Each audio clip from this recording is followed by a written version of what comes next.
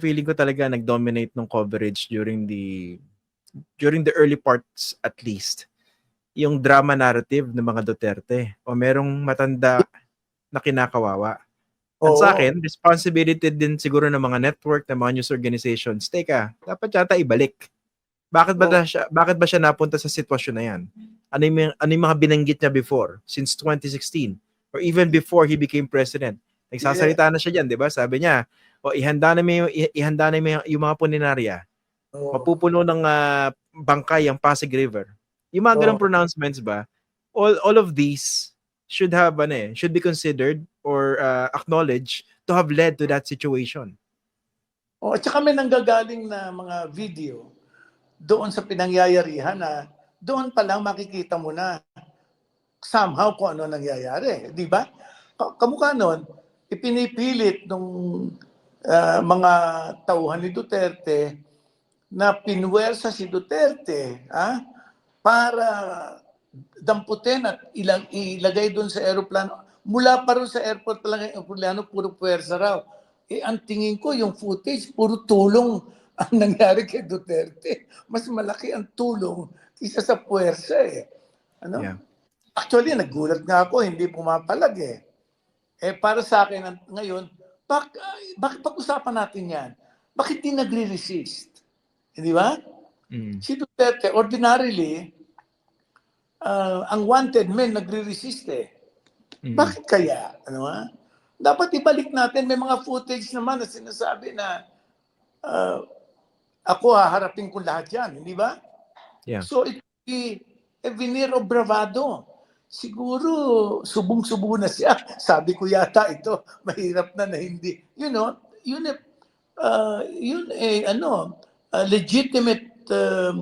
Legitimate criticism, legitimate commentary yun, Kasi sinasabi nila na pinwersa So hindi.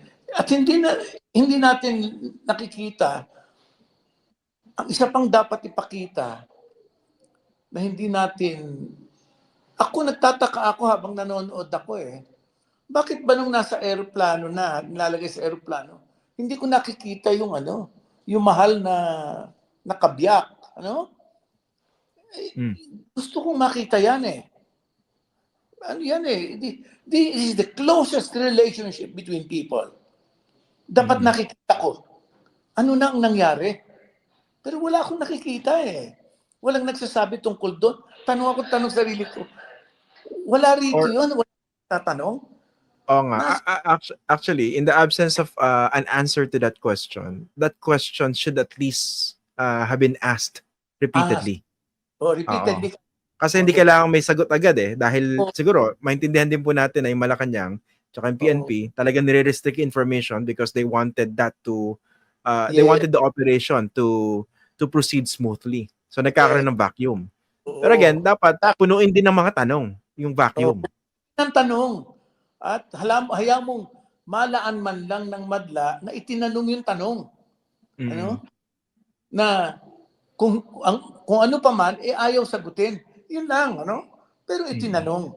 Para hindi naman nasabi ng madla, ito namang mga periodista kung ano sinasabi, wala naman tinatanong na gusto ko sanang itanong. Di ba? Kasi mga nanonood ganyan Tinitingnan yan Tsaka yun nga, siguro in the absence of a deeper understanding of what was at stake, diba, yung core issues na sa nangyayari, parang nag-focus sa peripheries, sa tinatawag na color. Yung ibang coverage, diba? Yung pagpunta ni Bongo na hindi pinapasok, may pizza, si Sara Duterte hindi pinapasok.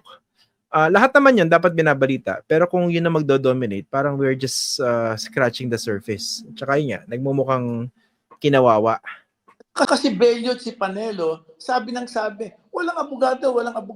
All the time, nandun si Mijaldea. Si Delgra nandun, katabi rin. Nandun din. Anong sasabihin ninyong ang pinalalabas nila, silang dapat humarap doon at sila ang gusto ni Duterte humarap doon. Hindi yun Pero merong mga abogado roon na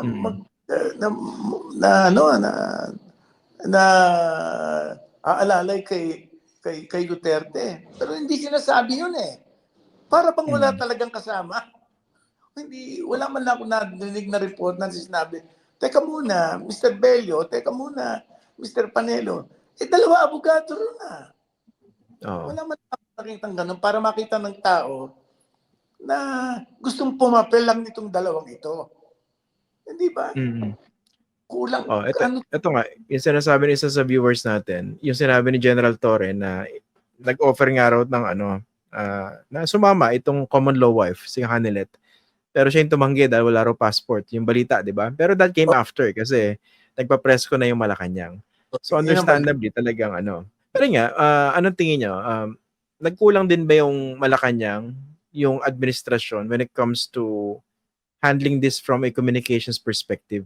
Kasi talagang butil-butil yung lumalabas sa impormasyon, understandably, pero baka naman sumobra sa pagkakonte at nagkaroon ng malaking vacuum at doon talaga pumasok yung ibang naratibo. Kasi yung presidente nagsalita na ng gabi. Tapos yung mga tanong, hindi pa siya tumanggap ng mismong tanong directly from the reporters, di ba? Talagang pinadaan pa rito kay J. Ruiz. Oo. Kasi maliwanag yan eh. May sariling agenda yung Malacanang, may sariling agenda yung Duterte. Maliwanag ng agenda ng Malacanang. Bilisan muna natin to, get this hot potato off our hands.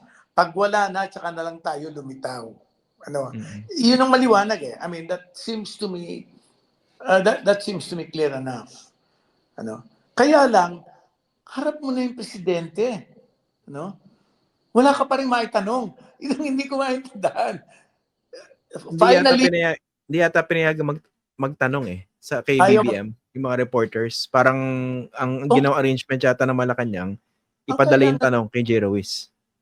Pagkatapos noon, tanungin si J. Ruiz.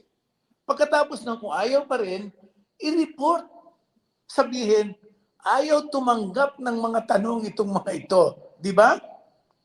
Pero wala pa rin ako narinig na gano'n para bang tama. Kaya ang tingin ng tao, parang walang itinanong yung media. At ang unang-unang, alam mo, pag-break niyang balitang yan, ang unang resource person kung naisip agad, si Raul Pangalanan eh. Oo, yung dating judge.